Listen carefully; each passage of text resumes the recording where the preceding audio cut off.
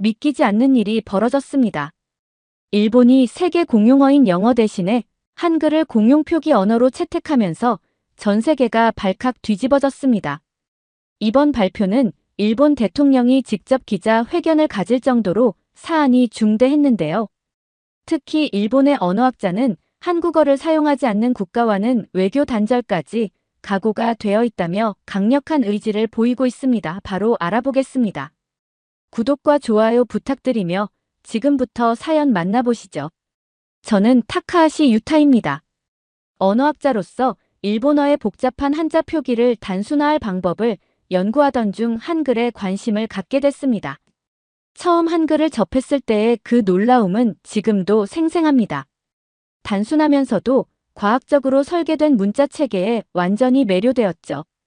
발음을 표기하는데 이토록 효율적인 문자라니 이것이 일본어 학습에도 적용될 수 있지 않을까 하는 생각이 들었어요. 연구실에서 밤을 새워가며 한글의 구조를 분석했습니다. 자음과 모음의 조합, 음절 구성 방식, 그리고 표기 원리까지. 제 머릿속은 새로운 가능성으로 가득 찼습니다. 제자 사쿠라이 에미에게 이 아이디어를 처음 이야기했을 때 에미의 눈이 반짝였어요. 선생님, 정말 혁신적인 생각이네요. 에미를 포함한 몇몇 학생들과 함께 한글을 이용한 일본어 표기법 실험을 시작했습니다. 처음에는 작은 규모로 단어 몇 개를 한글로 표기해보는 정도였죠. 하지만 점차 문장 단위, 단락 단위로 확장해 나갔어요. 매일 아침 연구실에 들어서면 학생들의 열정적인 토론 소리가 들렸습니다. 그들의 눈빛에서 새로운 발견에 대한 흥분을 읽을 수 있었죠. 연구 초기 결과는 놀라웠습니다. 한글을 이용한 일본어 문장이 기존 한자 표기보다 읽기 쉽고 빠르게 익혀진다는 사실이 데이터로 확인됐어요. 특히 한자를 배우는데 어려움을 겪는 학생들에게서 두드러진 효과가 나타났습니다. 한 학생은 처음으로 일본어가 부담스럽지 않게 느껴져요라고 말하더군요. 밤늦게까지 데이터를 분석하던 날, 에미가 커피를 들고 제 연구실로 들어왔습니다. 선생님, 이 연구가 어디까지 갈 수 있을까요? 저는 창밖의 별을 바라보며 대답했죠. 우리가 상상하는 것보다 더 멀리 갈 수 있을 거야. 그때는 몰랐습니다. 제 말이 예언이 될 줄은요. 하지만 한글 실험이 점점 퍼지면서 예상치 못한 사회적 논란이 시작됐습니다. 처음에는 작은 웹사이트에 실린 기사 정도였습니다. 일본 대학에서 한글로 일본어를 가르친다. 그 같은 호기심 어린 제목이었죠. 곧 더 많은 매체에서 관심을 보이기 시작했어요.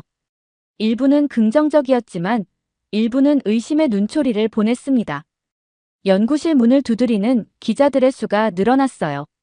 처음에는 단순한 호기심에서였지만 점차 날카로운 질문들이 이어졌습니다.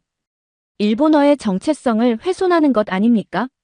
한자 교육을 포기하자는 건가요?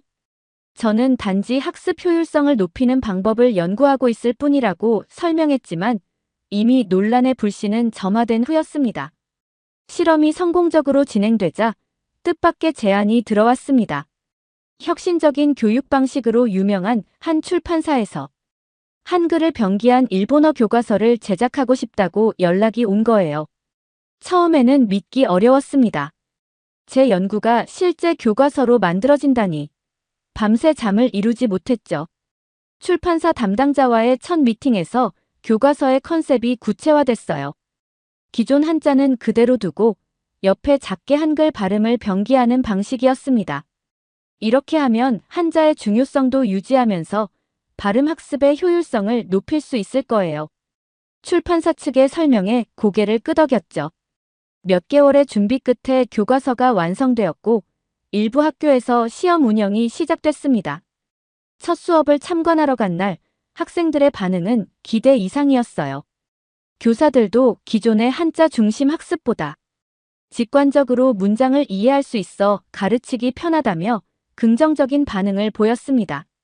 한 학생은 수업 후 저에게 다가와 타카하시 선생님, 덕분에 일본어가 더 친근하게 느껴져요라고 말해주었죠. 하지만 곧 예상치 못한 반발이 시작됐습니다. 학부모들이 교과서를 보고 당황하여 SNS에 불만을 올리기 시작한 거예요. 우리 아이들이 일본어 대신 한글을 배우게 되는 것 아니냐? 한자가 사라지는 게 아니냐? 이런 걱정의 목소리가 급속도로 퍼져나갔어요. 저는 즉시 학부모 설명회를 열었습니다. 이것은 한자를 대체하는 것이 아니라 발음 학습을 돕기 위한 보조 수단일 뿐입니다. 열정적으로 설명했지만 이미 감정이 격해진 일부 학부모들은 제 설명에 귀를 기울이지 않았어요. 회의실을 나서며 힘없이 어깨가 처졌습니다.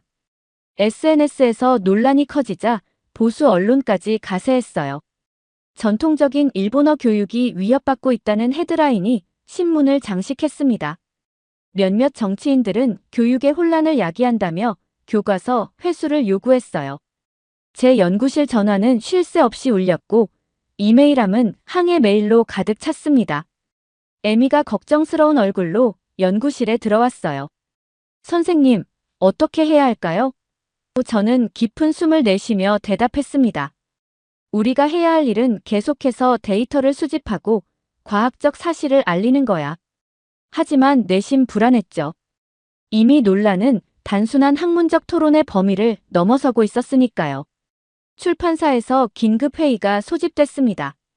이대로 계속할 수 있을지 불투명합니다. 담당자의 목소리에는 체념이 깃들어 있었어요. 저는 책상을 꽉 쥐며 반박했습니다. 지금 포기하면 학문적 자유는 어디에 있습니까? 하지만 경영진의 결정은 이미 내려진 듯 했어요. 회의실을 나오는 저의 발걸음은 무거웠습니다. 일본 보수 언론은 연일 한글이 일본어를 위협하고 있다는 기사들을 쏟아냈습니다. 아침마다 신문을 펼치는 게 두려워질 정도였어요. 한 칼럼니스트는 제 연구를 문화적 사보타주라고까지 표현했죠. 저는 이런 과장된 비판에 당혹스러웠습니다. 단지 학습 효율성을 높이기 위한 연구였을 뿐인데 말이에요. 그러던 중 국립대 교수 노자와 타쿠미가 공개 토론을 열어 저를 초청했습니다. 사실상 공개 비판의 장이 될 것임을 알면서도 참석했어요. 학문적 진실을 알릴 기회라고 생각했으니까요. 강당에 들어서자 차가운 시선들이 저를 맞았습니다. 노자와 교수는 연단에서 한글 표기 연구는 일본어를 훼손하는 행위라고 강하게 비판했어요. 저는 떨리는 손으로 마이크를 잡았습니다. 우리의 연구는 일본어를 파괴하는 것이 아니라 더 많은 사람들이 일본어를 쉽게 배울 수 있도록 돕는 것입니다. 목소리가 점점 단단해졌어요. 데이터와 연구 결과를 차분히 설명했죠. 일부 청중들의 표정이 조금씩 바뀌는 것을 느낄 수 있었습니다. 토론회 이후 교육부 차관 하야시 료타는 한글 표기 연구를 공식적으로 중단할 것을 권고하는 성명을 발표했어요. 저는 연구실에서 그 뉴스를 보며 깊은 좌절감을 느꼈습니다. 수년간의 연구가 이렇게 정치적 압력에 무너지는 것을 지켜보는 것은 고통스러웠어요. 하지만 뜻밖의 지지 세력이 생겨났습니다. 젊은 층과 진보적인 학자들이 한글 표기는 일본어를 더 쉽게 익히기 위한 보조 수단이라며 저를 지지하기 시작한 거예요. SNS에서는 해시태그 한글 표기 지지 같은 해시태그가 트렌드가 되었고 일부 대학생들은 자발적으로 한글 표기를 사용한 스터디 그룹을 만들기도 했습니다. 저는 용기를 내어 한글을 이용하면 학습 속도가 빨라지고 일본어 문해력이 향상된다는 연구 데이터를 공개했어요. 기자회견장은 긴장감으로 가득했습니다. 카메라 플래시가 번쩍이는 가운데 저는 차분하게 데이터를 설명했어요. 이것은 감정의 문제가 아닌 과학적 사실입니다. 제 목소리에는 확신이 담겨 있었죠. 에미를 비롯한 제자들은 밤새 연구실에서 추가 데이터를 분석했습니다. 그들의 헌신적인 모습에 가슴이 뭉클했어요. 선생님, 우리가 옳다는 것을 증명해 보이겠습니다. 에미의 결연한 표정이 아직도 눈에 선합니다. 그들의 지지가 저에게는 큰 힘이 되었죠. 양측의 입장이 첨예하게 대립하는 가운데 논란은 일본 전역으로 확산됐습니다. TV 토론 프로그램에서는 연일 한글 표기법을 주제로 격론이 벌어졌어요. 저는 여러 방송에 출연하며 연구의 진정한 의미를 알리려 노력했습니다. 때로는 감정적인 공격에 상처받기도 했지만 학문적 진실을 위해 계속 싸워나갔어요. 한글 표기법이 젊은 층 사이에서 확산되는 동안 뜻밖의 소식이 들려왔습니다. 일부 호기심 많은 노년층에서도 한글을 배우려는 움직임이 생겼다는 거예요. 처음에는 믿기 어려웠습니다. 보수적인 성향이 강한 노인들이 한글에 관심을 보인다니 말이죠. 어느 날 도쿄의 한 지역 복지관에서 연락이 왔어요. 타카하시 교수님, 우리 복지관에서 노인들을 위한 한글 강좌를 개설하고 싶습니다. 담당자의 목소리에는 기대감이 묻어 있었습니다. 망설임 없이 수락했죠. 이것은 연구를 확장할 수 있는 좋은 기회였으니까요. 첫 수업날 복지관 강의실에 들어서자 놀라움을 감출 수 없었습니다. 예상보다 훨씬 많은 노인들이 강의실을 가득 채우고 있었어요. 60대에서 80대까지 다양한 연령층의 노인들이 호기심 어린 눈으로 저를 바라보고 있었습니다. 그 순간 가슴이 뭉클해졌죠. 수업을 시작하며 물었습니다. 왜 한글을 배우고 싶으신가요? 다양한 대답이 돌아왔어요. 새로운 것을 배우는 것이 치매 예방에 좋다고 해서요. 한국 드라마를 자막 없이 보고 싶어서요. 그냥 호기심이 생겨서요. 그분들의 학습 의욕에 감동받았습니다. 70대 할아버지 이노우의 코지로는 특히 열정적이었어요. 젊은 시절 한국에 여행을 갔을 때 한글을 보고 신기했는데 이제라도 배워보고 싶습니다. 이노우의 시의 눈빛에는 젊은이 못지않은 호기심이 반짝였죠. 수업 중에도 가장 질문이 많았고 집에 가서도 열심히 복습했다고 합니다. 하지만 모든 노인들이 환영한 것은 아니었습니다. 일부 노인들은 왜 굳이 한글을 배우느냐며 반발했어요. 복지관 앞에서 피켓 시위를 벌이기도 했죠. 우리는 전통을 지켜야 한다는 보수적인 노인들과 새로운 것을 배우고 싶다는 진보적인 노인들 간의 세대 내 갈등이 발생했습니다. 어느 날 수업 중 항의하는 노인 몇 명이 강의실에 들어와 소란을 피웠어요. 일본인이 왜 한글을 배워야 합니까? 날카로운 질문에 강의실이 순간 얼어붙었습니다. 저는 침착하게 대답했죠. 배움에는 국경이 없습니다. 새로운 것을 알아가는 즐거움을 함께 나누고 싶을 뿐입니다. 긴장된 순간이었지만 수업에 참석한 다른 노인들이 박수로 지지해 주셨어요. 수업이 계속되면서 놀라운 변화가 일어났습니다. 처음에는 어려워하던 노인들도 한글이 생각보다 배우기 쉽다며 점점 더 흥미를 느끼기 시작했어요. 한 할머니는 자음과 모음의 조합이 퍼즐 맞추기 같아서 재미있어요라고 말씀하셨습니다. 그분의 노트에는 꼼꼼하게 적힌 한글 자모와 연습 흔적이 가득했죠. 수업이 종료될 무렵 이노우의 시가 제게 다가왔습니다. 타카하시 선생님, 덕분에 나이 들어서도 새로운 세계를 만날 수 있었습니다. 이노우의 시에 진심 어린 감사의 말에 저도 모르게 눈시울이 붉어졌어요. 이것이 바로 제가 연구를 계속해야 하는 이유였습니다. 나이와 관계없이 모든 사람에게 배움의 기회를 주는 것. 그것이 제 연구의 진정한 가치였죠. 한글을 배우던 노인들 중 일부가 교토의 한 유명한 사찰을 방문하는 단체 여행을 계획했습니다. 저도 학술적 관심에서 동행하기로 했어요. 봄날의 산들바람이 불어오는 날, 우리 일행은 천년의 역사를 간직한 사찰로 향했습니다. 푸른 하늘 아래 웅장한 사찰 건물이 모습을 드러냈을 때 모두의 얼굴에 경이로움이 번졌어요. 사찰 입구에 들어서자 이노우의 시가 갑자기 걸음을 멈췄습니다. 타카하시 선생님, 저기 보세요. 그가 가리킨 곳에는 한류 관광객을 위해 설치된 한글 안내문이 있었어요. 이노우의 시를 비롯한 노인들은 자신들이 배운 한글로 안내문을 읽을 수 있다는 사실에 무척 기뻐했습니다. 선생님, 저 안내판에 부처님이라고 쓰여 있는 거죠? 이노우의 시의 눈빛이 반짝였어요. 우리 일행은 사찰을 둘러보며 곳곳에 설치된 한글 안내문을 읽어보는 재미에 빠졌습니다. 한 할머니는 이렇게 실생활에서 바로 활용할 수 있다니 더 열심히 배워야겠어요라며 즐거워했어요. 그들의 모습을 보며 한글 학습의 실용적 가치를 새삼 느꼈습니다. 하지만 그때 불쾌한 상황이 벌어졌어요. 일부 보수적인 참배객들이 우리 일행을 주시하다가 다가왔습니다. 일본 사찰에 한글이 왜 필요하냐며 노골적인 불만을 표현했어요. 그들의 목소리는 점점 커졌고 사찰의 정적은 깨어졌습니다. 저는 당황스러웠지만 침착하게 대화를 시도했죠.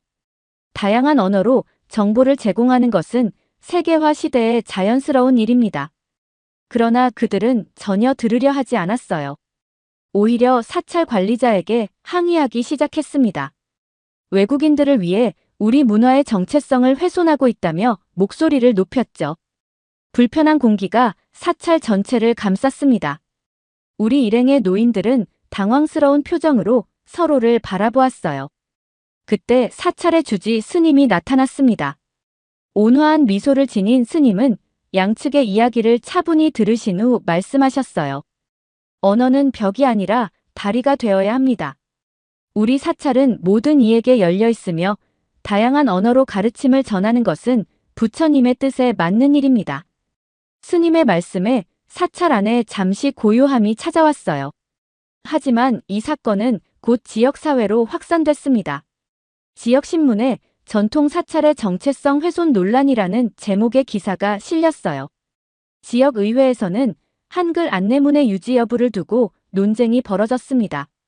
보수 의원들은 일본의 전통 문화 공간에서 외국어 안내문은 최소화해야 한다고 주장했어요. 그러는 동안 이노우에 씨를 비롯한 노인들은 자신들의 경험을 적극적으로 공유했습니다. 이노우에 씨는 지역신문에 기고문을 보내 덕분에 사찰, 역사와 불교 용어를 쉽게 이해할 수 있었다며 한글 안내문의 유용성을 강조했어요. 다른 노인들도 SNS를 통해 자신들의 긍정적인 경험을 알렸습니다. 저는 이 사건을 지켜보며 깊은 생각에 잠겼습니다. 한글 표기 연구가 단순한 학술적 프로젝트를 넘어 사회적, 문화적 변화의 촉매제가 되고 있다는 사실에 놀랐어요. 때로는 논쟁과 갈등을 불러일으키지만 그것이 새로운 대화의 시작점이 되기도 하는 겁니다. 에미에게 이 생각을 이야기했더니 선생님의 연구가 세상을 조금씩 바꾸고 있는 거예요 라고 대답해 주었죠. 일본 내 논란이 커지면서 예상치 못한 변화가 찾아왔습니다. 일본 정부가 교육부를 압박하여 영어 교육 강화를 강조하기 시작한 거예요. 이는 한글 표기법에 대한 관심을 다른 방향으로 돌리려는 의도로 보였습니다. 교육부는 공식 성명을 통해 한글 대신 영어 교육을 확대해야 한다는 입장을 밝혔어요. 저는 이러한 상황에 깊은 좌절감을 느꼈습니다. 정치적 이유로 학문적 연구가 왜곡되는 현실이 안타까웠죠. 그러던 중 한국의 저명한 언어학자 박민수 교수로부터 이메일을 받았어요. 타카하시 교수님의 연구에 큰 관심이 있습니다. 협력할 방법을 논의해 봅시다. 이 제안은 암흑 속의 한 줄기 빛 같았습니다. 박 교수와의 첫 화상 회의는 밤늦게 이루어졌어요. 서로의 연구에 대해 이야기를 나누며 큰 공감대를 형성했습니다. 타카하시 교수님, 언어는 소통의 도구일 뿐 정치적 도구가 되어서는 안 됩니다. 박 교수의 말에 깊이 공감했어요. 우리는 한글 표기 연구에 대한 국제 협력을 진행하기로 합의했습니다. 그러나 이 소식이 알려지자 예상치 못한 반응이 나타났어요. 미국 대사관의 문화 담당관 조너선 밀러가 일본 교육부에 공식 문의를 보냈습니다. 일본이 영어 교육을 약화시키고 있다는 우려를 표명한 것이죠. 처음에는 이해할 수 없었어요. 한글 표기 연구가 어떻게 영어 교육과 연관되는 걸까요? 곧 그 이유를 알게 됐습니다. 일본 교육계에서 한글 표기법이 확산되면 제2외국어로서 영어의 위상이 약화될 수 있다는 우려였어요. 미국은 동아시아에서 영어 교육의 중요성을 유지하길 원했고 한글의 영향력 확대를 경계한 것이었습니다. 단순한 학문적 연구가 이렇게 국제적인 외교 문제로 비화될 줄은 몰랐어요. 교육부에서 긴급 회의 소집 통보를 받았습니다. 회의실에 들어서자 차가운 공기가 느껴졌어요. 교육부 관계자들과 외교부 인사들이 굳은 표정으로 앉아 있었습니다. 타카하시 교수, 한글 표기 연구가 예상치 못한 외교적 문제를 일으키고 있습니다. 교육부 차관의 목소리는 단호했죠. 저는 침착하게 반박했습니다. 학문적 연구가 어떻게 외교 문제가 될 수 있습니까? 우리는 단지 언어 학습의 효율성을 높이는 방법을 연구하고 있을 뿐입니다. 하지만 그들의 표정은 변하지 않았어요. 미국과의 관계는 우리에게 매우 중요합니다. 당신의 연구가 그 관계에 영향을 미친다면 재고해야 할 필요가 있습니다. 회의가 끝나고 연구실로 돌아오는 길, 가슴이 무거웠습니다. 학문의 자유가 정치적 이해관계에 희생되는 현실이 참담했죠. 에미가 걱정스러운 얼굴로 물었어요. 어떻게 됐나요, 선생님? 저는 깊은 한숨을 내쉬며 상황을 설명했습니다. 하지만 포기하지 않을 거예요. 우리의 연구는 계속될 겁니다. 그날 밤 박민수 교수에게 전화를 걸었어요. 현재 상황을 솔직하게 설명하고 조언을 구했습니다. 박 교수는 잠시 침묵하더니 차분한 목소리로 말했죠. 타카하시 교수님, 언어는 국경을 초월하는 인류의 자산입니다. 정치적 상황에 휘둘리지 마세요. 우리가 함께 학문적 가치를 지켜나갑시다. 그의 말에 큰 용기를 얻었어요. 다음 날 뜻밖의 인물이 제 연구실을 찾아왔습니다. 미국 대사관의 조너선 밀러였어요. 긴장된 분위기 속에서 대화가 시작됐습니다. 교수님의 연구에 대해 직접 들어보고 싶었습니다. 저는 최대한 차분하게 연구의 목적과 가치를 설명했어요. 우리는 언어 장벽을 낮추고 더 많은 사람들이 일본어를 쉽게 배울 수 있도록 돕고자 합니다. 이것은 영어 교육을 약화시키는 것이 아닙니다. 밀러의 표정이 조금씩 변하기 시작했습니다. 흥미로운 관점이군요. 하지만 미국의 입장에서는 동아시아에서 영어의 중요성이 약화되는 것을 원치 않습니다. 솔직한 그의 말에 저도 솔직하게 대답했어요. 언어 학습은 제로섬 게임이 아닙니다. 한 언어를 잘 배우는 방법을 알게 되면 다른 언어도 더 쉽게 배울 수 있습니다. 오히려 영어 교육에도 긍정적인 영향을 미칠 수 있어요. 대화는 예상보다 건설적으로 진행됐습니다.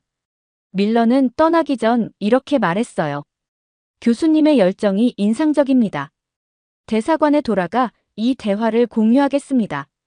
확실한 지지는 아니었지만 최소한 대화의 통로가 열린 것 같았습니다. 그러나 외부의 압력은 계속됐어요. 미국과 일본의 외교적 관계 속에서 한글 도입 논란은 단순한 학문적 문제가 아니라 국제적인 사안으로 확대됐습니다. 연구 자금이 갑자기 삭감됐고 학회 발표 기회도 줄어들었어요. 저는 갈림길에 서게 됐습니다. 연구를 계속할 것인지 외교적 압박에 굴복할 것인지. 밤늦게까지 연구실에 남아 고민하던 중 에미와 다른 제자들이 찾아왔습니다. 선생님, 우리가 함께 하겠습니다. 그들의 결연한 표정에 마음이 따뜻해졌어요. 그 순간 결심했습니다. 어떤 압력에도 굴하지 않고 학문적 진실을 위해 계속 나아가기로 말이죠. 고맙다 여러분. 우리 함께 이 여정을 계속해 나가자. 제 목소리에는 새로운 결의가 담겨 있었습니다. SNS에서 예상치 못한 움직임이 시작됐습니다. 우리의 언어를 결정할 권리는 우리에게 있다라는 슬로건을 내건 젊은 층이 한글 표기법 지지운동을 벌이기 시작한 거예요. 처음에는 소규모 온라인 모임이었지만 점차 대학가를 중심으로 오프라인 모임으로 확장됐습니다. 그들은 자발적으로 한글 표기를 활용한 일본어 학습 자료를 제작하고 공유하기 시작했어요. 이 움직임을 지켜보며 놀라움과 감동을 느꼈습니다. 학생들이 자신들의 언어 학습 방식을 스스로 선택하고자 하는 열망, 그리고 그것을 위해 자발적으로 행동하는 모습이 인상적이었어요. 우리는 강요받지 않고 스스로 선택하고 싶다는 그들의 주장은 단순한 한글 표기의 문제를 넘어 교육의 자율성과 학습자, 주도성에 관한 더 큰 담론으로 확장됐습니다. 그러던 중 자유로운 사고의 기자 시마다 나오코가 저를 찾아왔어요. 타카하시 교수님의 연구와 그로 인한 사회적 변화를 다큐멘터리로 제작하고 싶습니다. 처음에는 주저했습니다. 더 큰 논란을 불러일으킬 수도 있다는 우려 때문이었죠. 하지만 나오코의 진정성 있는 접근에 마음이 움직였어요. 좋습니다. 우리의 이야기를 있는 그대로 전해주세요. 다큐멘터리 촬영은 몇 주에 걸쳐 진행됐습니다. 연구실에서의 일상, 노인 대상 한글 수업, 학생들의 자발적 모임, 그리고 저와 제자들의 솔직한 인터뷰까지. 나오코는 모든 측면을 균형 있게 담아내려 노력했어요. 완성된 다큐멘터리는 독립영화제에서 첫 상영되었고 예상을 뛰어넘는 호응을 얻었습니다. 이후 온라인 플랫폼을 통해 전국에 공개되면서 사회적 반향을 일으켰어요. TV 뉴스와 신문에서는 한글 표기법을 두고 찬반 토론이 이어졌습니다. 한 TV 프로그램에서는 저와 노자와 교수가 직접 맞대면하여 토론을 벌였어요. 긴장된 순간이었지만 저는 최대한 학문적 근거를 바탕으로 차분하게 제 입장을 설명했습니다. 한글 표기는 일본어를 대체하는 것이 아니라 보완하는 역할을 합니다. 더 많은 사람들이 쉽게 일본어를 배울 수 있도록 돕는 도구일 뿐이죠. 하지만 일부 정치인들의 반발도 거세졌습니다. 보수 성향의 국회의원들이 한글 표기를 전면 금지해야 한다는 법안을 추진하기 시작했어요. 그들은 일본의 문화적 정체성을 지키기 위한 필수적 조치라고 주장했습니다. 이에 대항하여 젊은 층과 일부 개혁적인 학자들이 강력하게 반대 목소리를 높였어요. 학문의 자유를 침해하는 행위라는 비판이 쏟아졌죠. 에미를 비롯한 제자들은 법안 반대 서명 운동을 시작했습니다. 캠퍼스에서, 거리에서, 그리고 온라인에서 서명을 모으는 그들의 모습은 감동적이었어요. 선생님, 우리가 5만 명의 서명을 모았습니다. 에미가 흥분된 목소리로 알려주었을 때 저는 말문이 막혔습니다. 이토록 많은 사람들이 학문의 자유를 지지한다는 사실에 가슴이 뭉클했어요. 한편 전국의 대학생들 사이에서는 한글 스터디 그룹이 자발적으로 형성되기 시작했습니다. 그들은 SNS를 통해 한글 표기를 활용한 일본어 학습 자료를 공유하고 오프라인 모임에서 함께 공부했어요. 이러한 움직임은 교육당국의 제재에도 불구하고 계속 확산됐습니다. 학생들의 자발적인 학습 열정을 막을 수는 없었죠. 보수파와 개혁파 간의 갈등이 최고조에 이른 가운데 정부의 결정이 임박했습니다. 교육부 장관이 직접 공식 입장을 발표할 예정이라는 소식이 전해졌어요. 발표 전날 밤, 저는 연구실에서 밤을 새우며 앞으로의 전략을 고민했습니다. 정부가 어떤 결정을 내리든 저와 제자들은 계속해서 학문적 진실을 추구할 것이라는 결심이 확고했어요. 국제언어학학회가 뜻밖에도 도쿄에서 개최되었습니다. 세계 각국의 언어학자들이 모인 이 자리에서 저와 한국의 박민수 교수는 공동 발표를 진행했어요. 언어학습의 새로운 패러다임 한글 표기법을 활용한 일본어 학습 효율성 연구라는 제목의 발표였습니다. 강당은 학자들로 가득 찼고 언론의 관심도 집중됐어요. 발표가 시작되자 숨막히는 긴장감이 흘렀습니다. 저는 떨리는 마음을 진정시키며 연구 데이터를 차분히 설명했어요. 우리의 3년간의 연구 결과 한글 병기를 활용한 학습자들의 일본어 습득 속도가 평균 37% 빨라졌습니다. 특히 한자 학습에 어려움을 겪는 초보자들에게서 그 효과가 두드러졌죠. 박 교수는 이어서 국제적 관점에서의 언어 교육 혁신 사례들을 공유했습니다. 발표가 끝나고 질의응답 시간, 예상대로 날카로운 질문들이 쏟아졌어요. 일본어의 문화적 정체성은 어떻게 보존될 수 있는가? 이것이 정치적 도구로 악용될 가능성은 없는가? 저와 박 교수는 차분하게 모든 질문에 답변했습니다. 학문적 엄정함과 열정이 담긴 우리의 대답에 청중들의 표정이 점차 변해가는 것을 느낄 수 있었어요. 발표가 끝난 후 여러 나라의 언어학자들이 관심을 보였습니다. 프랑스, 독일, 그리고 심지어 미국의 학자들까지도 협력 연구를 제안했어요. 한글 표기 연구가 세계적으로 주목받기 시작한 순간이었습니다. 그날 밤 박 교수와 함께 조용한 레스토랑에서 식사하며 이야기를 나눴죠. 타카하시 교수님, 우리의 연구가 드디어 인정받기 시작하는 것 같네요. 박 교수의 눈빛에는 희망이 담겨 있었습니다. 그리고 마침내 일본 정부의 결정이 발표됐어요. 예상과 달리 정부는 한글 표기를 완전히 금지할 수 없다는 결론을 내렸습니다. 대신 선택적 활용을 허용하기로 했어요. 학교와 교육기관에서는 전통적인 한자 교육을 기본으로 하되 보조 수단으로서 한글 표기법을 활용할 수 있도록 한 것이죠. 이는 완전한 승리는 아니었지만 학문의 자유가 존중받는 중요한 성과였습니다. 언론은 다양한 관점에서 이 결정을 보도했어요. 보수 언론은 전통 교육의 원칙이 유지됐다고 강조한 반면 진보 언론은 교육 혁신의 길이 열렸다고 평가했습니다. 저는 기자들의 질문에 간단히 답했어요. 이것은 승패의 문제가 아닙니다. 더 많은 사람들이 일본어를 쉽게 배울 수 있는 기회가 확대된 것이라고 생각합니다. 결정 이후 일부 젊은 층과 노년층은 적극적으로 한글을 배우기 시작했습니다.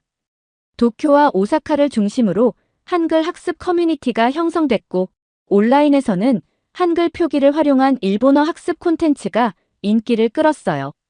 새로운 언어 교육 방식이 자리 잡기 시작한 것입니다. 이노우에 씨를 비롯한 노인들의 학습 열정은 여전히 뜨거웠죠. 타카하시 선생님, 덕분에 노년의 새로운 세계가 열렸습니다. 하지만 여전히 보수 정치인들과 반대 세력의 압력이 남아 있었습니다. 그들은 장기적으로 일본어의 순수성이 위협받을 것이라며 우려를 표명했어요. 정치적, 사회적 압박은 계속됐고 때로는 연구자금 확보에 어려움을 겪기도 했습니다. 그럼에도 저는 연구를 멈추지 않았어요. 에미와 다른 제자들의 헌신적인 지원이 큰 힘이 되었습니다. 어느 날 에미가 흥분된 얼굴로 연구실에 뛰어들어왔어요. 선생님, 믿을 수 없는 소식이 있어요. 에미가 보여준 것은 미국의 유명 언어 학습 애플리케이션에서 일본어 코스에 한글 표기 옵션을 추가했다는 뉴스였습니다. 우리의 연구가 국제적으로 실제 응용되기 시작한 것이었죠. 그 순간 모든 어려움이 보상받는 듯한 기분이 들었어요. 연구실 창밖으로 벚꽃이 흩날리는 봄날, 저는 조용히 생각에 잠겼습니다. 한글이 일본어를 파괴하는 것이 아니라 더 많은 사람들이 일본어를 쉽게 배우도록 돕는 도구일 뿐이라는 제 신념은 변함없었어요. 언어는 장벽이 아닌 다리가 되어야 한다는 사실을 이 모든 경험을 통해 더욱 깊이 깨달았습니다. 앞으로의 여정이 쉽지 않을 것임을 알지만 학문적 진실과 교육적 가치를 위해 계속 나아갈 것을 다짐했습니다. 에미가 차를 들고 들어왔어요. 선생님, 다음은 어떤 연구를 하실 건가요? 저는 미소를 지으며 대답했습니다. 우리의 여정은 이제 시작일 뿐이야. 더 많은 사람들에게 언어 학습의 즐거움을 전할 수 있도록 계속해서 새로운 길을 모색해 나갈 거야. 창밖으로 떨어지는 벚꽃잎처럼 우리의 아이디어도 조금씩 세상에 퍼져나가고 있었습니다. 사연자분께 전해드릴 말씀이 있으시면 댓글로 부탁드립니다. 그러면 더욱 감동적인 다음 사연으로 넘어가겠습니다. 여기 미국의 명문 고등학교의 기숙사에서 미국 학생이 10분 뒤 시작될 한국 유학생의 발표 대본을 갈기갈기 찢어버립니다. 그리고 한국 학생은 미국인 학생에게 아무 말도 하지 못하더니 보란듯이 대본을 보지 않고도 한국 경제 역사 100년이라는 주제로 아주 유창하게 발표를 하기 시작합니다. 미국인 학생이 비겁한 방식으로 한국인 학생을 방해했는데도 한국인 학생에게 연설 대회에서 완전히 밀려버렸다고 하는데요. 무슨 일이 있었던 걸까요? 안녕하세요. 저는 미국 명문 사립학교에 다니는 17살 올리비아예요. 솔직히 제 자신이 이런 상황에 처하게 될 줄은 꿈에도 몰랐어요. 저는 명문 사립학교의 압박 속에 갇혀 있죠. 경쟁이 치열하고 기대치는 하늘 높은 줄 모르네요. 모두가 최고의 대학 입학을 위해 경쟁하고 있고 전 예외가 아니에요. 사립학교의 삶은 결코 쉽지 않았어요. 복도는 모두 성공을 향해 달려가는 성적 우수한 학생들의 잡담으로 가득했죠. 뛰어나려는 압박감은 숨막혀왔고 전 종종 정말 이게 다 가치 있는 건지 의심스러웠어요. 교과서에 파묻혀 밤새고 끝없는 과외 활동들. 그리고 따라잡지 못할까 하는 끊임없는 두려움, 그야말로 누구라도 미쳐버릴 만한 건데 말이에요. 게다가 사회생활도 빼놓을 수 없죠. 모두가 지위와 명성에 집착하는 학교에서는 진정한 친구가 누군지 알기 힘들어요. 전 몇몇 친구들과 어울렸지만 그래도 그들이 제 인격보다는 제가 그들을 위해 해줄 수 있는 것에 더 관심이 있다는 느낌을 지울 수가 없었죠. 그런데 사실 제 머릿속엔 다른 문제가 있어요. 바로 아시아인들에 대한 제 편견이에요. 다 제 고모가 중국인 남자와 결혼하면서 시작됐어요. 그 남자는 절 중국의 유명한 대학에 다니는 제 사촌 링링이랑 비교하는 뻔뻔함을 보였죠. 그걸로 모자라 링링은 우리 집에 놀러 왔을 때 늘 몰래 숨어 다니면서 제 물건을 훔쳐갔어요. 그 일 이후 아시아인들에 대한 편견이 생겼어요. 모든 아시아인들은 무례하고 믿을 수 없는 사람들이라고 생각하게 됐죠.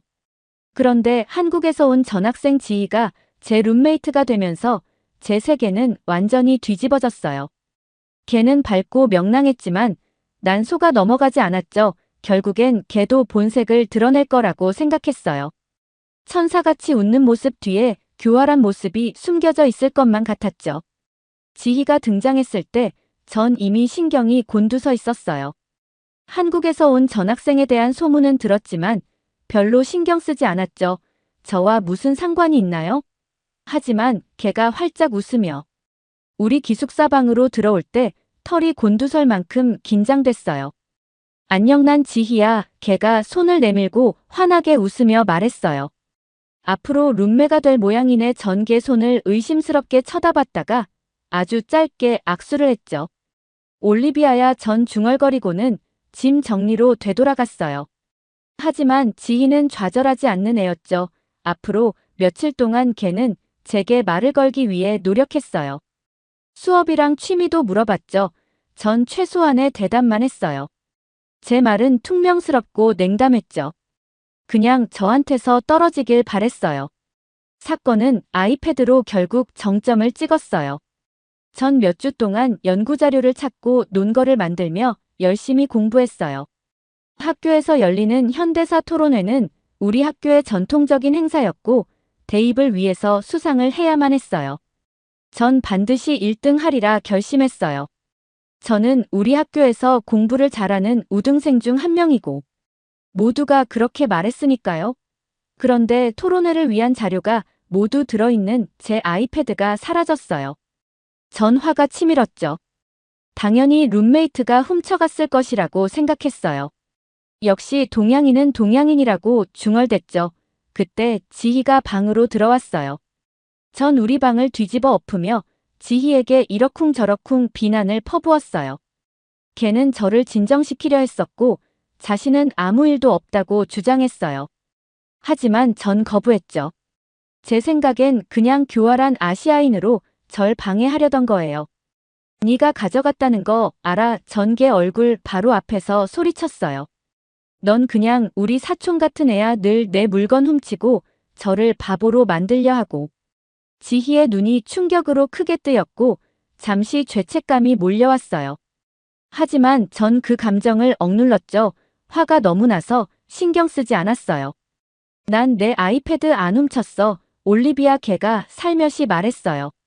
제 폭발에도 지희의 목소리는 차분했어요. 난 절대 그러지 않아. 하지만 전 듣지 않았어요. 전 너무 멀리 가버렸죠. 제 편견과 피해망상에 사로잡혀서요. 분노에 휩싸여 저는 지희의 책상에 있던 토론 대본을 낚아채 갈기갈기 찢었어요. 조각들이 바닥에 흩날리는 걸 만족스럽게 바라봤죠. 이제 토론 잘해봐. 전 악담을 뱉고는 방을 뛰쳐나왔어요. 근현대사 토론의 날이 다가왔고 저는 너무 긴장돼서 온몸이 떨리고 있었어요. 전날 밤에는 잃어버린 아이패드와 희수와의 언쟁 때문에 제대로 잠을 이루지 못했죠. 아침에 준비를 하면서도 큰일이 일어날 것 같은 느낌을 떨쳐버릴 수가 없었어요. 마음이 쿵쿵거리며 강당으로 향했어요. 강당 안은 에너지로 가득 차 있었고 전교생들이 토론을 보기 위해 모여들고 있었죠. 저도 자리에 앉아서 정신없이 떨리는 마음을 가라앉히고 토론에 집중하려 애썼어요. 그리고 마침내 지희가 무대에 올랐어요. 원고가 없어졌는데도 지희는 완벽한 연설을 하고 있었죠. 모든 요점과 통계 자료를 외워서 자신감 있고 우아하게 발표하는 모습에 저는 말문이 막혔어요. 하지만 정말 제 주의를 끈 건 연설의 내용이었어요. 지희는 1000연자원이 부족한 나라인 대한민국이 어떻게 국민들을 최대 자산으로 활용하여 혁신과 성장을 이룰 수 있었는지 설명하기 시작했어요. 대한민국은 교육에 막대한 투자를 해서 고도로 숙련되고 의욕적인 노동력을 키워냈고 이를 통해 경제 성공을 이끌어냈다고 말했죠. 대한민국의 변화는 인적 자원을 토대로 이뤄졌어요. 국민들에게 지식과 기회를 제공함으로써 천연자원의 부족이라는 한계를 극복하고 기술과 혁신 분야에서 세계 선두주자가 될 수 있었죠. 라고 지희는 말했어요. 하지만 정말 인상 깊었던 건 지희가 대한민국의 발전상을 다른 선진국들의 역사와 대조한 점이었어요. 많은 서구 국가들과 달리 대한민국은 다른 나라나 그들의 자원을 착취하지 않고 성공을 이뤄냈어요. 국민들의 노력과 독창성으로 스스로의 힘으로 성장한 거죠. 라고 말이에요. 지희는 계속해서 선진국의 침략적인 역사를 되짚어보면서 미국이나 미국 같은 나라들이 어떻게 다른 나라로 부를 쌓아 올렸는지 설명했어요. 너무 오랫동안 진보의 서사는 정복과 착취에 관한 것이었어요. 하지만 대한민국의 이야기는 우리에게 또 다른 길이 있다는 걸 보여줘요. 동반자 관계 상호 존중. 모든 국가가 자신의 운명을 결정할 권리가 있다는 믿음에 기반한 길말이에요. 듣고 있자니 감탄과 좌절감 사이에서 갈등이 일었어요. 지희의 연설은 정말 훌륭했고 부인할 수 없는 사실이었죠. 하지만 동시에 제가 몇 주 동안 준비해온 발표는 사실상 그늘에 가려졌다는 걸 의미하기도 했어요. 그 사실을 깨닫자 눈가에 눈물이 맺혔죠. 그리고 완벽했던 그의 연설이 자꾸만 생각나 짜증이 났어요. 저렇게 잘하는데 왜 제 아이패드를 훔친 것인지 이해할 수 없었죠. 토론이 끝나고 저는 쏜살같이 기숙사 방으로 뛰어갔어요. 혼자만의 시간이 절실히 필요했거든요. 그런데 방에 들어서자 깜짝 놀랄 일이 기다리고 있었어요. 책상 위에 사라졌던 제 아이패드가 놓여 있었고 그 옆에는 쪽지가 있었죠. 떨리는 손으로 쪽지를 집어들고 읽어봤어요. 쪽지에서 익명의 누군가가 토론회에서 1등을 하려고 제 아이패드가 필요해서 훔쳤다고 실토했어요. 너무나 미안하다며 용서를 빌고 있었죠. 확실한 건 지희는 범인이 아니라는 사실이었어요. 지희는 아침부터 토론회 준비 때문에 계속 교실에 있었거든요. 저는 무거운 마음으로 침대에 주저앉았어요. 머릿속이 핑핑 돌았죠. 결국 범인은 지희가 아니었던 거예요. 지희는 처음부터 계속 사실대로 말하고 있었는데 제가 믿지 않았던 거죠. 부끄러움이 밀려왔어요. 지희를 대하는 제 태도, 상처 주는 말들을 되새기자 얼마나 끔찍했는지 깨달았죠. 잘못을 바로 잡아야 한다는 건 알겠는데 어떻게 해야 할지 막막했어요. 그리고 지희에게 쪽지를 보여주며 오해를 한 것 같다고 정중하게 사과를 했죠. 다음 날 저는 숙소에서 지희에게 다가갔어요. 가슴이 두근거렸죠. 지희야, 널 대하는 내 태도가 너무 잘못됐어. 내 무지와 두려움이 판단력을 흐리게 한 거야. 절대 용서 못할 짓이었어. 정말 미안해. 조심스레 말했어요. 모르는 누군가가 사과의 쪽지를 두고 갔다고 말하자 지희는 어제 강당에서 강연을 하면서 저희 뒤등수인 남학생 조씨가 토론회가 시작되고 꽤 오래 지나서야 강당에 들어왔는데 땀을 뻘뻘 흘리고 있어 이상했다고 말해줬어요. 이상했죠.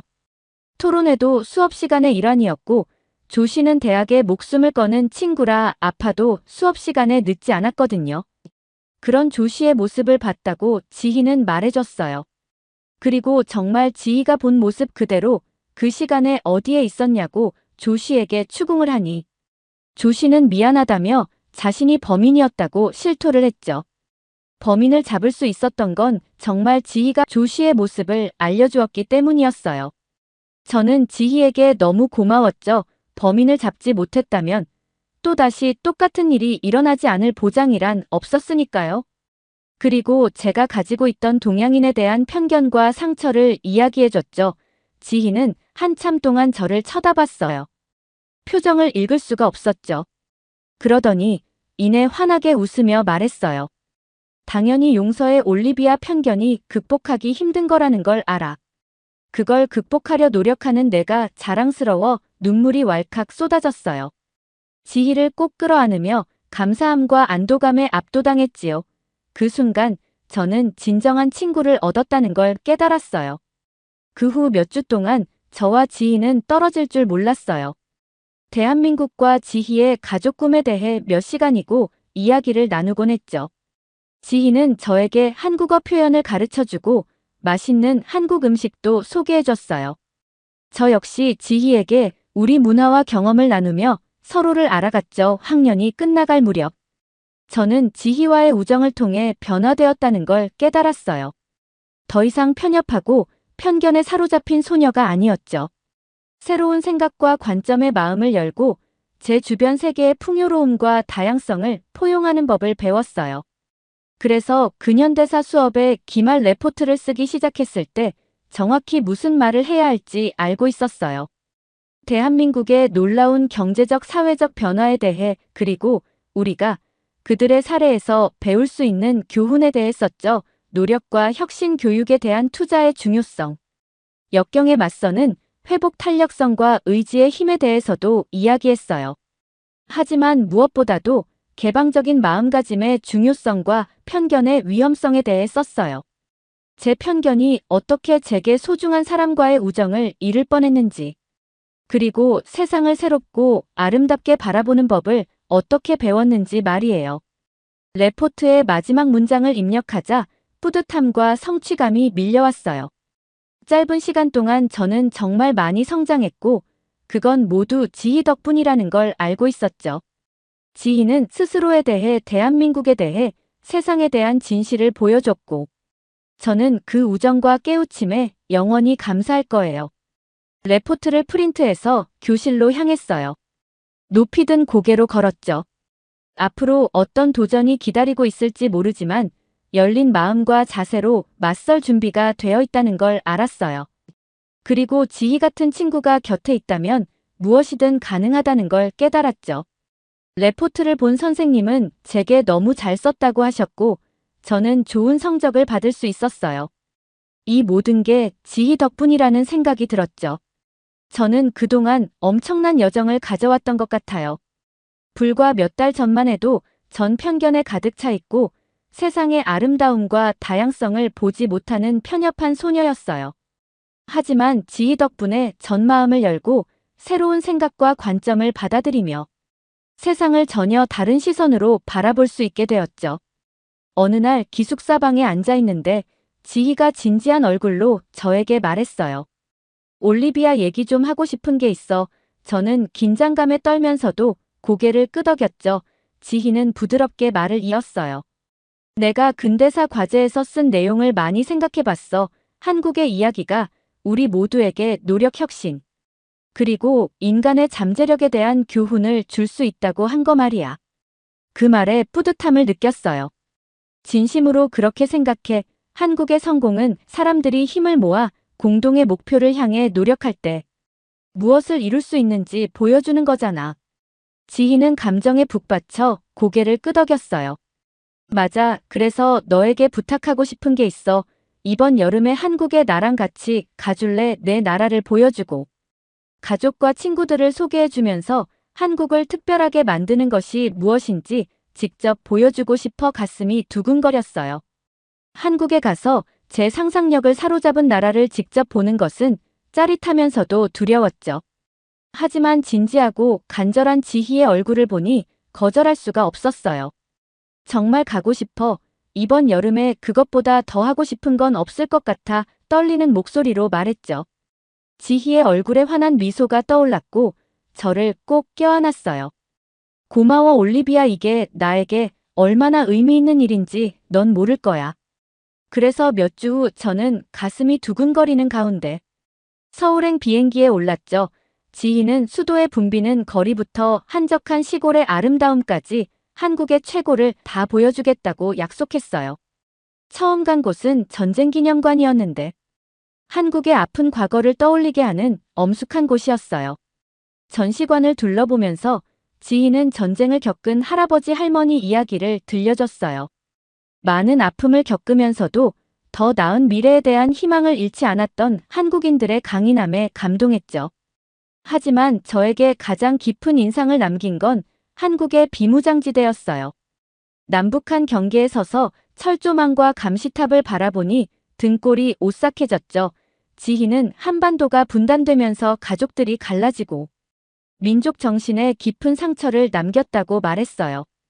하지만 통일에 대한 희망과 두 나라의 간극을 좁히기 위한 노력에 대해서도 이야기했죠.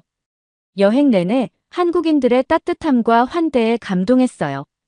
맛있는 길거리 음식을 파는 아줌마부터 지하철길 안내를 도와준 젊은이들까지 어디를 가나 미소와 친절로 맞아줬죠. 혜수가 한국 문화에서 인간적 유대와 공동체의 중요성에 대해 말한 게 무슨 뜻인지 이해하기 시작했어요. 하지만 정말 숨이 멎을 것 같았던 건 마지막 방문지였어요.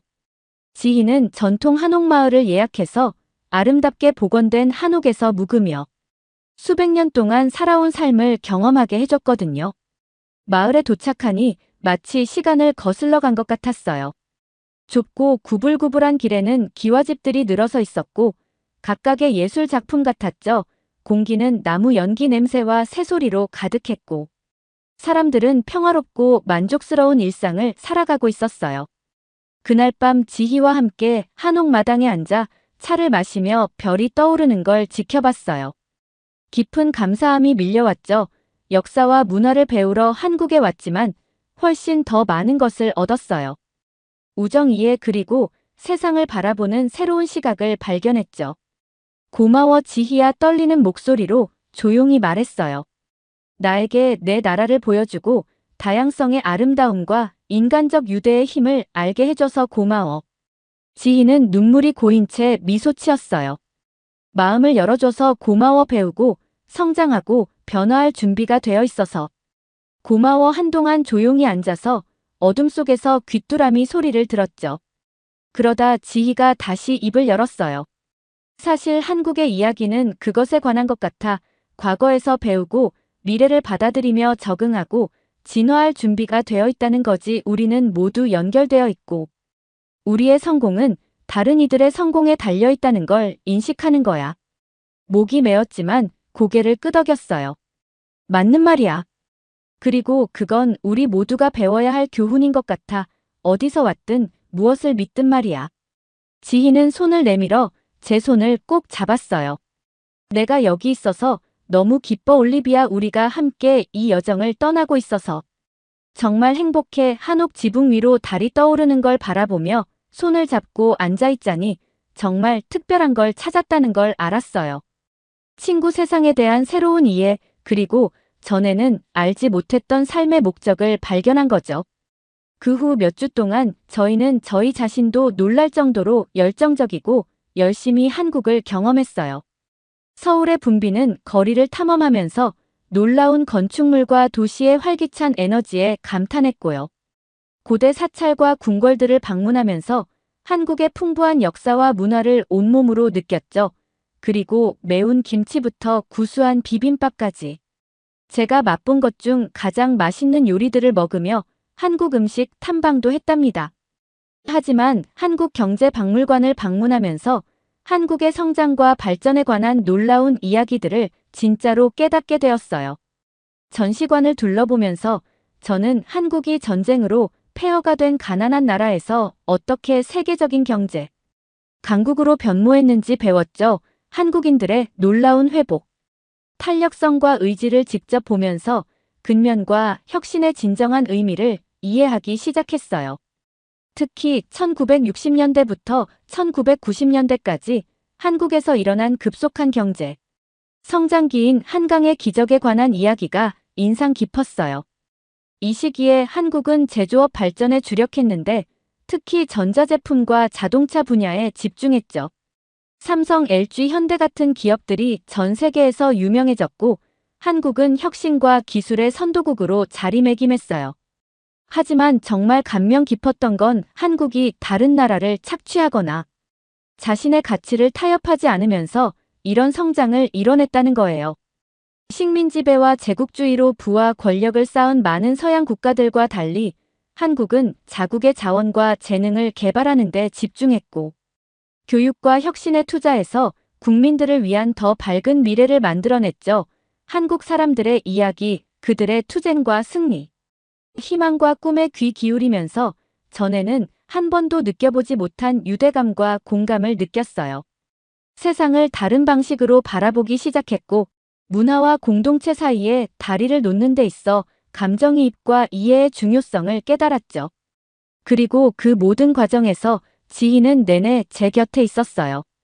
저를 인도하고 지지해주면서 모든 단계마다 함께 해줬죠. 지희는 자신의 이야기와 경험을 공유하면서 제가 지희의 눈으로 한국을 보고 한국과 한국인들의 아름다움과 복잡성을 이해할 수 있도록 도와줬어요. 여행이 끝나갈 무렵 런던으로 돌아갈 채비를 하면서 슬픔이 밀려왔어요.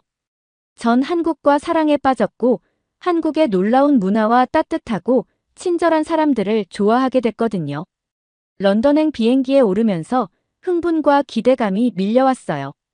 과정이 아직 끝나지 않았고 앞으로도 배울 교훈과 경험해야 할 일들이 많다는 걸 알고 있었거든요. 그래서 전 비행기가 하늘로 날아오르자 감사함과 경이로움에 사로잡혀 미소 지으며 눈을 감았어요. 제 삶의 목적과 소명 그리고 존재 이유를 찾은 거예요. 그리고 앞으로 어떤 일이 있어도 한국에서 배운 교훈과 사랑을 가슴에 품고 앞으로 나아가며 제 앞길을 밝힐 수 있으리라는 걸 알았답니다. 앞으로의 여정이 쉽지만은 않을 거라는 걸 알았어요. 도전과 장애물 의심과 두려움의 순간들이 있겠죠. 하지만 지희가 곁에 있고 한국에서 배운 교훈이 있다면 앞으로 다가올 어떤 일도 맞설 준비가 되어 있다는 걸 깨달았어요. 그래서 밤이 깊어지고 별이 더욱 밝게 빛나는 가운데 저는 조용히 다짐했어요. 항상 열린 마음과 마음을 갖고 다양성의 아름다움과 인간적 유대의 힘을 찾겠다고.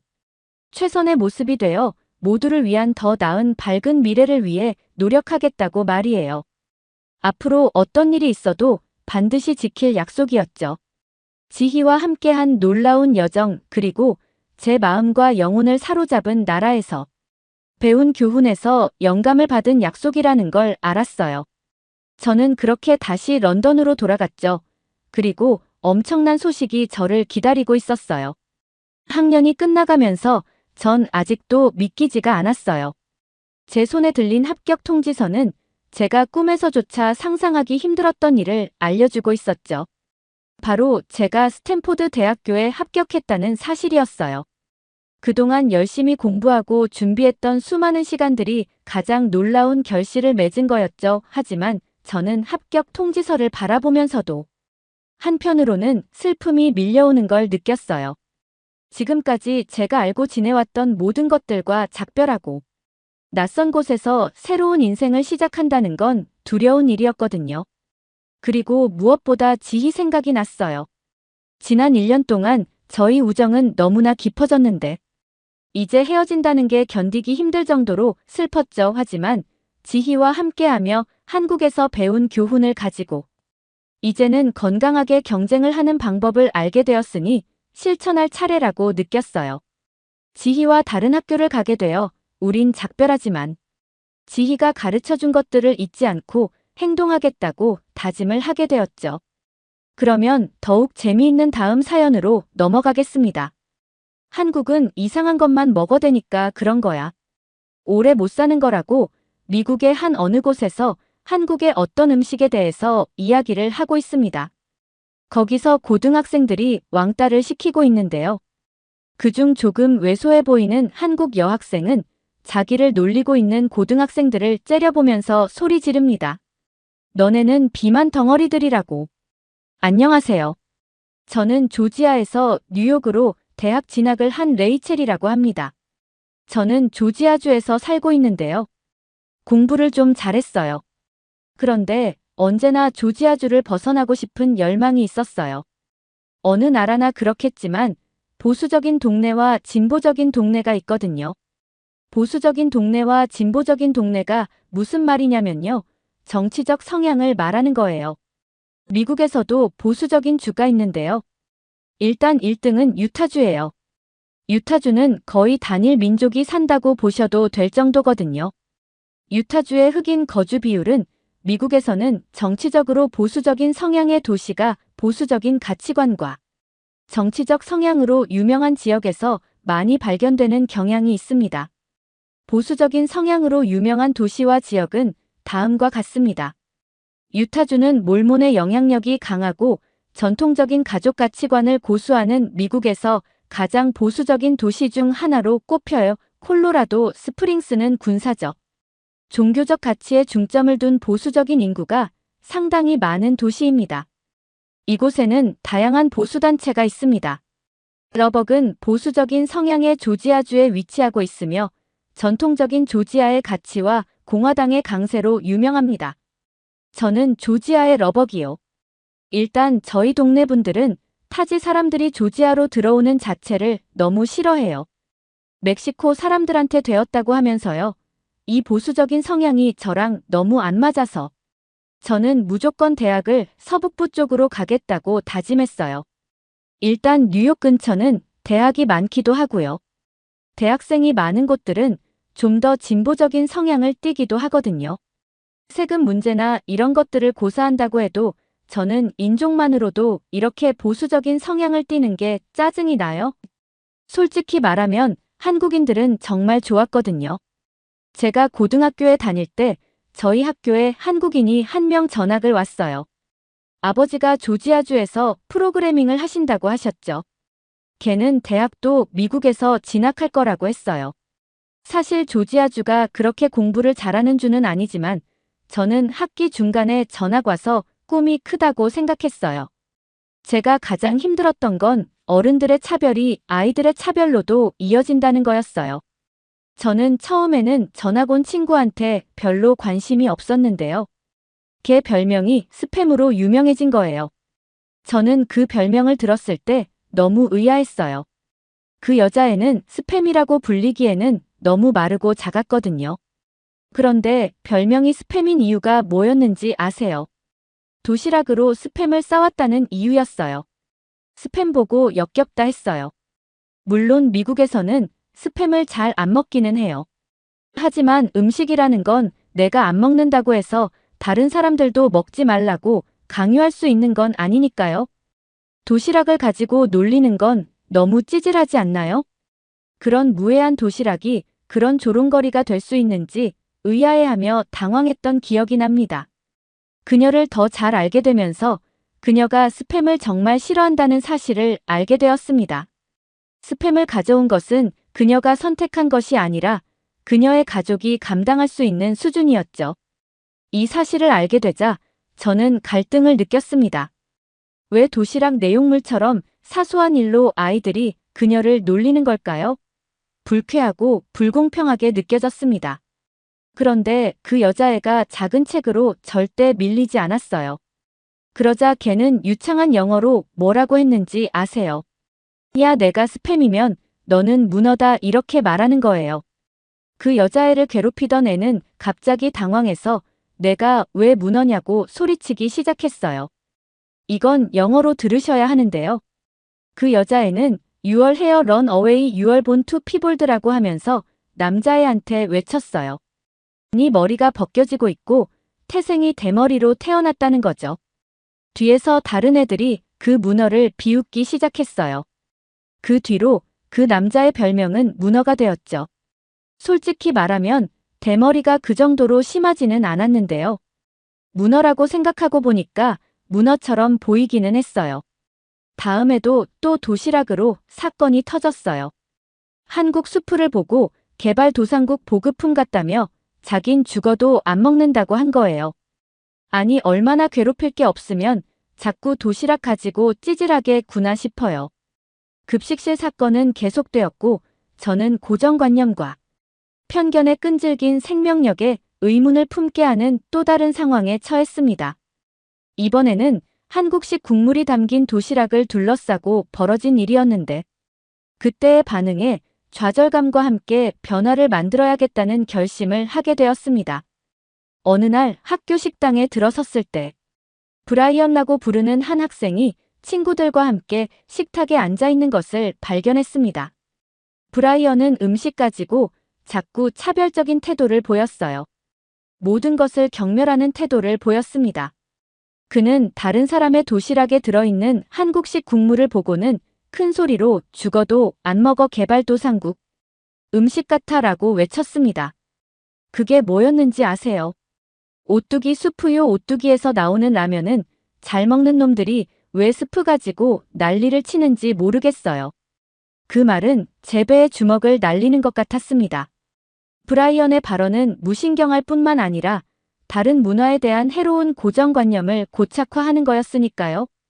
더더욱 조지아를 떠야겠다는 생각을 강하게 넣어주었죠. 특히 새로운 것을 배우고 경험하는데 열려 있어야 할 학생들 사이에서 그런 무지와 폐쇄적인 태도가 드러나는 것을 보고 실망스러웠습니다. 아무도 도전하지 않는다면 브라이언이 계속해서 도시락을 가지고 장난을 칠지 궁금하지 않을 수 없었습니다. 그는 계속해서 다른 사람들의 선택을 조롱하고 학교 공동체를 더 분열시킬까요? 저는 브라이언과 같은 사람에 맞서서라도 이러한 고정관념에 도전하는 것은 저와 같은 개인에게 달려있다는 것을 깨달았습니다. 그 여자의 이름은 소희였는데요. 저는 소희와 의외의 곳에서 친해졌어요. 과학탐구 동아리요. 솔직히 저희 학교에서는 공부를 열심히 하는 친구가 없어서 저는 늘 좀 외로웠거든요. 저희는 과학탐구 동아리에서 같은 과학 주제를 탐구하면서 친해졌어요. 와 근데 걔가 진짜 똑똑했어요. 특히 반도체 관련해서는 이미 대학 과정을 하고 있는 줄 알았어요. 그녀의 이름은 소희였고 우리의 우정은 가장 예상치 못한 곳 즉 과학 동아리에서 꽃을 피웠습니다. 저는 학업에 대한 열정을 공유하는 친구가 많지 않아서 학교에서 항상 외로움을 느꼈어요. 하지만 과학 동아리에 가입한 것이 소희와 특별한 우정을 쌓는 계기가 될 줄은 꿈에도 몰랐어요. 대부분의 학생들이 스포츠나 사교 활동에 더 관심이 많았던 작은 마을 학교에서 소희와 저는 과학 주제, 탐구에 대한 열정에서 공통점을 발견했습니다. 우주의 신비와 자연계의 경이로움에 대한 공통된 호기심에서 시작되었습니다. 우리의 대화는 일상적인 토론에서 다양한 과학 분야에 대한 심도 있는 탐구로 빠르게 발전했습니다. 특히 지인은 뛰어난 지성을 지녔습니다. 특히 반도체 분야에 대한 그녀의 지식은 경외감을 불러일으켰습니다.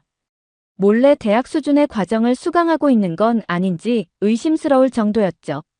복잡한 개념을 이해하는 능력과 복잡한 과학적 세부 사항을 탐구하는 그녀의 열정은 저에게 놀라움과 영감을 동시에 안겨주었습니다. 과학 동아리에서 보낸 시간은 우리에게 안식처가 되어 주위의 평가에 대한 두려움 없이 배움에 대한 사랑을 나눌 수 있는 장소가 되었습니다. 우리는 실험을 위해 협력하고 이론에 대해 토론하고 지식의 경계를 넓히기 위해 서로를 격려했습니다. 그 순간 저는 학문적 관심사를 공유하는 친구가 있다는 것에 진정한 가치를 깨달았습니다. 하지만 우리의 우정은 과학의 영역을 넘어섰습니다. 소희와 저는 서로 비슷한 꿈과 열망을 가지고 있다는 것을 알게 되었습니다. 우리 둘 다 고등교육을 받고 선택한 전공 분야를 통해 세상에 의미 있는 영향을 미치고 싶다는 열망을 품고 있었죠. 우리는 종종 미래에 대한 희망과 꿈을 중심으로 대화를 나누었고 그 순간 우리의 유대감은 더욱 깊어졌습니다. 브라이언한테 괴롭힘 당하는 거 괜찮냐고 물어봤는데 소희는 엄청 단단한 친구였어요. 어차피 자기가 이기니까 상관없다고 하더라고요. 실제로 지인은 인기가 좋았거든요. 솔직히 말하면 브라이언 주변 친구들은 소희를 좋아해서 괴롭히는 찌질한 애들도 있었어요. 여자애를 좋아해서 괴롭힌다는 게 진짜 언제적 얘기예요. 좋아하면 잘해줘야지 왜 관심 받겠다고 괴롭히고 있나 모르겠어요. 얘는 질리지도 않나 다음에는 과자였어요. 한국 과자 중에 해물 맛이 나는 과자들이 있나 봐요. 아니 김맛 과자도 있는 세상에 해물 맛이 나는 과자가 뭐가 그렇게 특이하다고 난리를 치는지 모르겠어요. 그 과자가 2개였는데요. 새우깡이요. 그리고 오징어 땅콩이었어요. 솔직히 저도 비려서 잘 못 먹겠더라고요. 근데 그러면 그냥 안 먹으면 되지 자기한테 주지도 않는데. 굳이 지가 뺏어가서 먹더니 또 지를 놀리기 시작했어요. 한국 사람들은 왜 물고기 밥을 먹냐고요. 맛이 딱 물고기들이 좋아할 맛이라고요. 한국 사람들은 왜 그렇게 이상한 걸 먹는지 정말 이해가 안 돼요. 간식도 이상해요. 누가 말린 새우랑 비린 땅콩을 먹고 싶어 하겠어. 그냥 남들처럼 평범한 감자칩을 먹으면 안 되나요? 이제 저는 그의 무지에 짜증이 나기 시작했습니다. 이봐요. 몇 가지 맛이 낯설게 느껴질 수도 있지만 그런 다양성이 한식을 특별하게 만드는 요소 중 하나예요. 해산물의 풍미는 맥주나 소주와 환상적인 조화를 이룹니다. 그리고 원하신다면 일반 감자칩도 준비되어 있습니다. 그는 어깨를 으쓱했습니다. 아니요. 비린내를 맡으면 입맛이 없어져요. 한국 사람들이 마늘을 많이 쓰는 이유가 바로 비린내를 잡기 위해 마늘이 필요하거든요. 지인은 점점 더 화가 치밀어 오르는 것이 분명했지만 더 이상 참지 못했습니다. 브라이언을 계속 교육시켜야겠다는 생각이 들었습니다. 열린 마음으로 우리 음식 몇 가지를 먹어보면 새로운 맛을 발견할 수 있을 거예요. 제가 인내심을 가지고 말했죠. 예를 들어 닭갈비는 매콤한 닭볶음탕인데 한번 먹어보면 좋아할 것 같아요. 그리고 갈비나 불고기 같은 한국식 바비큐는 고기가 익으면서 양념이 캐러멜처럼 변하는 놀라운 양념이 있어 정말 맛있어요. 브라이언이 표정을 지었다. 아직도 이상하네요. 제가 소화할 수 있는 한국 음식은 비빔밥밖에 없는데 그것도 밥과 채소뿐이거든요. 맛있고 심심하죠. 하지만 브라이언은 또 웃기만 했다. 와, 내가 신경 건드렸어. 너무 흥분하지 마세요. 그냥 장난친 거잖아요. 그래도 한국 음식이 정말 맛있으니까 언제 한번 한식 한번 만들어줘요. 그러면 내 마음이 확 바뀔 거야. 내가 먹어는 줄게. 이쯤 되자 지인은 드디어 참을 만큼 참았는지 갑자기 자리에서 일어나 레이첼 가서 더 이상 앉아서 듣고 싶지 않아 라고 말했습니다. 자리를 떠나면서 저는 브라이언에게 감자칩 맛있게 먹어라. 넌 내가 뭘 놓치고 있는지 모를 거야 라고 말했죠. 화를 내지 않고 제 말을 잘 전달했기를 바랐습니다. 지인은 마지막에 그렇게 말했어요. 너 프링글스 캐릭터도 대머리인 거 아냐 쥐 같은 것만 먹네 하고 나갔어요. 속이 다 시원했죠. 저는 소희가 언제나 당당해서 더 좋았어요. 괴롭히는 사람이 문제지 괴롭힘을 당하는 사람은 전혀 문제가 없잖아요. 소희와 저는 과학과 학문에 대한 공통된 관심으로 우정을 키워나갔고 일마지막 학기가 다가오면서 대학 입시에 대한 불안과 설렘이 함께 찾아왔습니다. 대학 합격자 발표가 쏟아지기 시작하면서 기대감이 고조되는 시기였습니다. 여러 대학에 지원했고 몇 군데 합격 통지서를 받았지만 제 마음속에 특별한 자리를 차지하고 있는 학교가 있었는데 바로 캘리포니아 공과대학이었습니다. 과학과 혁신에 대한 저희 열정을 최고 수준에서 펼칠 수 있는 꿈의 학교였습니다. 하지만 1차 입학 전형에서 캘리포니아 공과대학으로부터 불합격 통보를 받은 저는 실망감과 함께 미래에 대한 불확실성을 느꼈습니다. 다른 명문대인 콜롬비아대에 의해 결정을 간절히 기다리던 중 누군가가 캘리포니아 공과대학에 합격했다는 소식이 들려오기 시작했습니다. 저는 그토록 간절히 바라던 것을 성취한 사람에 대한 존경심과 함께 질투심이 교차하는 것을 어쩔 수 없었습니다. 바로 제 친한 친구이자 동지였던 소희였습니다. 소희가 합격 소식을 남의 일처럼 아무렇지 않게 말하던 날을 기억합니다. 제가 그렇게도 가고 싶었던 캘리포니아 공과대학에 합격한 사람이 바로 소희였으니까요. 하지만 인정하기로 했어요. 소희는 정말로 똑똑했거든요. 미국에서 한국인에 대한 편견이 있는데요. 공부 잘하는 애들이요. 물론 이런 편견도 좀 기분 나빠하는 사람들도 있겠지만 이건 편견이 아니라 사실이었어요. 소희를 보면 진짜 똑똑했거든요. 소희 부모님도 그렇고요. 저는 나중에 뉴욕에서 합격 통보를 다행히 받을 수 있었어요.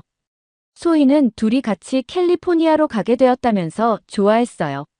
소희의 부모님은 대학 합격 축하 파티를 해주신다고 하면서 먹고 싶은 음식이 뭐냐고 여쭤보셨는데요. 저는 한국 음식이 먹고 싶었어요. 그랬더니 소희 어머님은 알겠다고 하면서 삼겹살 파티를 준비해 주셨죠. 그날은 저뿐만 아니라 대학에 합격한 소희 친구들이 모두 오는 날이었어요. 다들 삼겹살 파티를 좋아했어요. 소희가 꿈에 그리던 대학에 입학한 것을 축하하기 위해 소희 엄마가 저를 초대해 한식 잔치를 열었을 때 정말 기뻤습니다. 소희와 저는 고등학교 1학년 때부터 친구 사이였기 때문에 마치 한 가족처럼 느껴졌어요.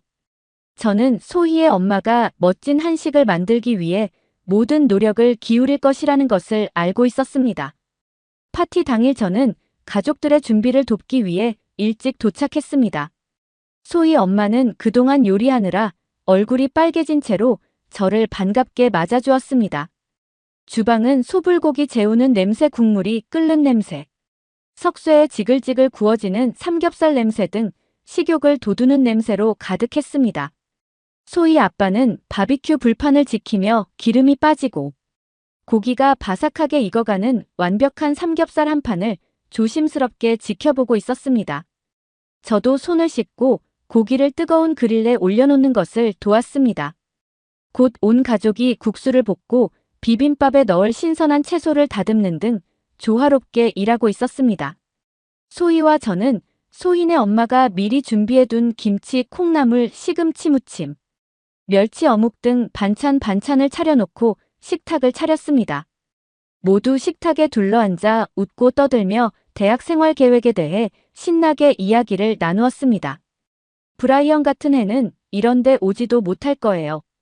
소희 아버지의 따뜻한 축하 덕담이 끝나고 본격적으로 음식을 먹기 시작했습니다. 거짓말 안 치고 칵테일 파티 이런 것보다 훨씬 더 재밌었어요. 맛있는 음식을 먹는 것이야말로 최고의 파티잖아요. 한국 음식은 맛있는 음식의 끝판왕이고요. 탐나는 삼겹살을 접시에 가득 담아 혀끝에서 살살 녹는 기름진 고기 조각을 먹었습니다. 다음으로 얇게 썬 소고기를 구워 달콤한 간장 양념에 버무린 불고기를 맛보았습니다. 김치전은 겉은 바삭하고 속은 부드럽고 고소한 맛으로 균형이 잘 잡혀 있었습니다. 김치볶음밥 미끈미끈한 잡채면 김이 모락모락. 나는 순두부찌개 등을 한 입씩 먹으며 지 엄마의 요리 솜씨에 찬사를 보냈습니다. 어머니는 그저 흐뭇한 미소를 지으며 더 먹으라고 격려해 주셨어요. 우리 모두는 이 특별한 축하 행사를 최대한 즐기고 싶어 두 번째, 세 번째 음식을 먹으러 돌아갔습니다. 마지막까지 완벽했어요. 바로 달콤한 꿀이 들어간 한국식 과자 약과요. 약과를 더욱 맛있게 만드는 것이 뭔지 아세요? 바로 아이스크림 한 스쿱과 함께 먹는 것입니다. 정말 이건 미국 사람들에게 완벽한 디저트예요. 한국 사람들은 이 약과를 한 개만 먹고 잘 못 먹더라고요. 하지만 미국 사람들은 단 걸 좋아하잖아요. 심지어 아이스크림처럼 빨리 사라지는 것도 아니고 씹는 맛까지 존재하니까요. 상상해보세요. 화창한 오후 고풍스러운 카페에 앉아 약과 한 접시를 들고 있는 제 자신을 발견합니다. 아몬드 모양의 쿠키에 꿀 유약을 얇게 발라 반짝이는데 입안에서 사르르 녹아내립니다. 달콤한 향이 입안을 가득 채우자 순식간에 얼굴에 미소가 번집니다. 하지만 여기서 중요한 것은 저 혼자가 아니라는 사실입니다. 저는 이 즐거운 순간을 친한 친구나 사랑하는 사람 등 특별한 사람과 함께 나누고 있습니다. 부드러운 약과를 한 입 베어 물며 섬세한 맛의 조화를 음미합니다. 꿀의 달콤함이 아몬드의 고소한 풍미와 어우러져 행복한 미각을 선사합니다.